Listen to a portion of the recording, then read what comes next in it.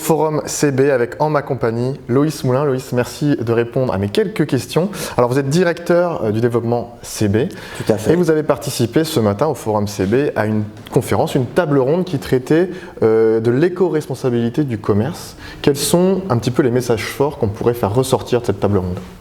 Alors effectivement, on voulait dans cette table ronde illustrer à partir de quelques exemples concrets comment le commerce et l'industrie des paiements se mobilisent en matière d'éco-responsabilité. On a eu des témoignages de l'enseigne Super U, des témoignages de la FEVAD, de Mercatel, de l'industrie, également de banques. Vis-à-vis du commerce, je retiendrai notamment dans le e-commerce le fait que Marc Lolivier a souligné qu'aujourd'hui, le sujet de développement durable, c'est une priorité à la fois pour les consommateurs, pour les investisseurs, et donc c'est une priorité pour les enseignes du e-commerce. Il a illustré au travers de deux exemples.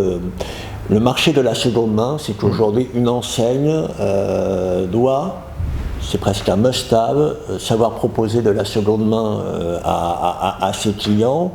Il y a environ un sondage qui a été réalisé qui montre que 49% des clients du e-commerce souhaitent pouvoir bénéficier de produits de seconde main. On approche de la période de Noël, et c'est un autre chiffre qui est frappant, c'est que 30% des clients interrogés disent qu'ils souhaiteraient pour Noël avoir un objet de seconde main et non pas nécessairement un objet neuf, ce qui montre à quel point les consommateurs sont sensibilisés à ces enjeux. Alors, il y a aussi la question des retours dans le e-commerce, c'est quelque chose sur lequel il faut optimiser.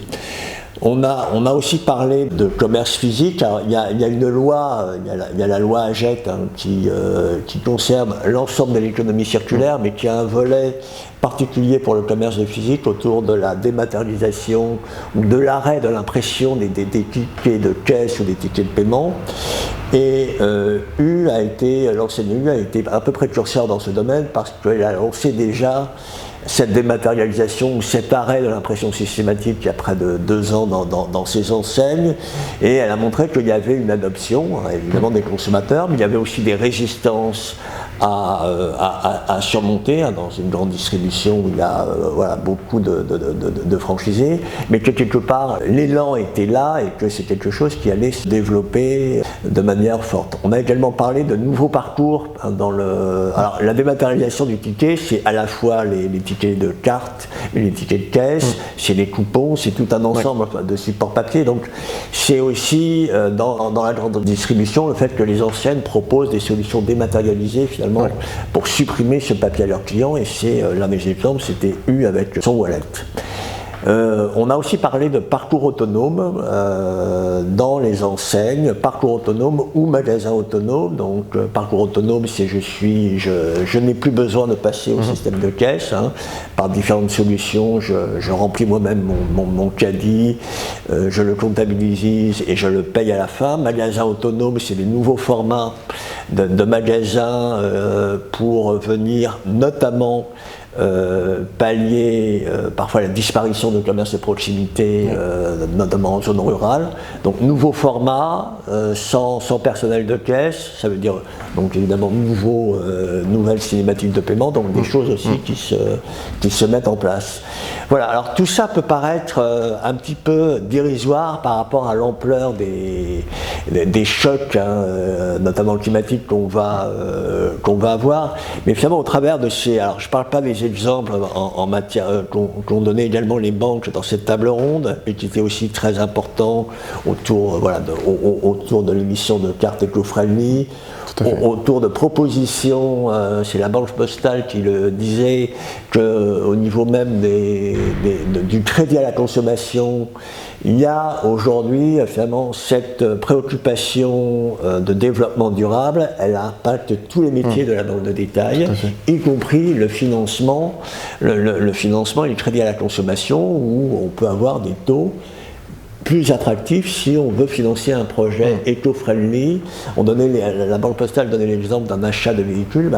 A priori, j'aurais un emprunt plus intéressant si j'achète un véhicule électrique que si j'achète un véhicule diesel. Donc ce qui montre que finalement, cette préoccupation, elle adresse tous les secteurs.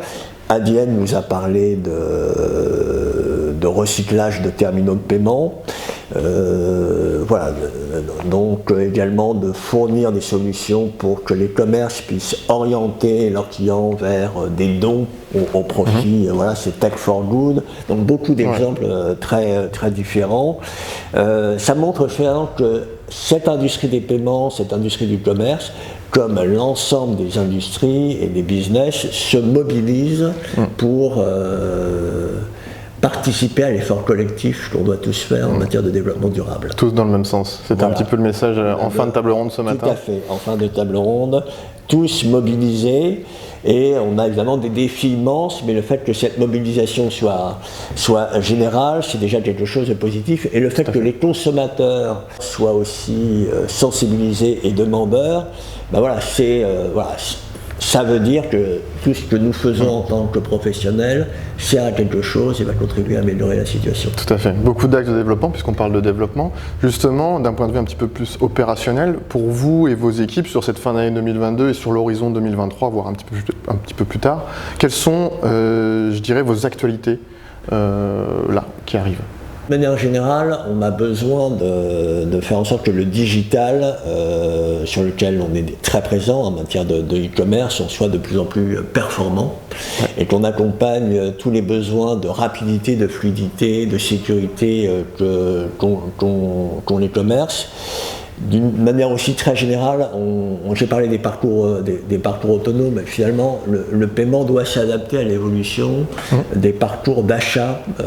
On parle beaucoup de Phygital. Phygital, c'est-à-dire qu'on mixe à la fois quelque chose qui se fait dans le monde virtuel, puis dans le monde physique, ou d'abord dans le monde physique, puis dans le monde virtuel. C'est l'achat qui est souvent, c'est le parcours d'achat qui est souvent Phygital. Il faut que le parcours de paiement suivent, et en fait on soit toujours en mesure de proposer un parcours de paiement à la fois de confiance, sécurisé, fluide et efficace à la fois pour les consommateurs et les commerçants. Donc ça adresse à la fois le commerce physique, le e-commerce, le transport sur lequel on a des propositions de services en matière d'utilisation directe de la carte bancaire, en lieu et place d'un ticket. Voilà, c'est un peu tout ça notre actualité. Et puis encourager évidemment l'ensemble des initiatives venant pour faire du paiement par carte, un paiement encore plus éco-responsable. Il est déjà plus efficace en matière d'éco-responsabilité que le paiement en espèces et que le paiement par chèque.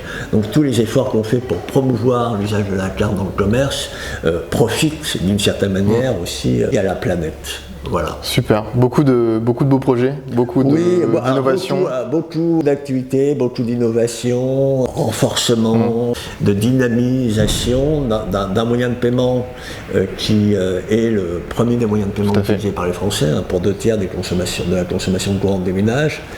Donc ça, comme je dis souvent, c'est à la fois de formidables opportunités, mais ça nous oblige d'une certaine manière à être toujours plus efficace, efficient et toujours plus à l'écoute de notre écosystème. S'adapter également, une notion très importante s'adapter, qui était rappelée ce matin. Voilà, le commerce se transforme et donc le paiement doit accompagner la transformation du commerce. Tout à fait. Merci beaucoup Loïs d'avoir répondu à mes questions. À très vite. À très vite.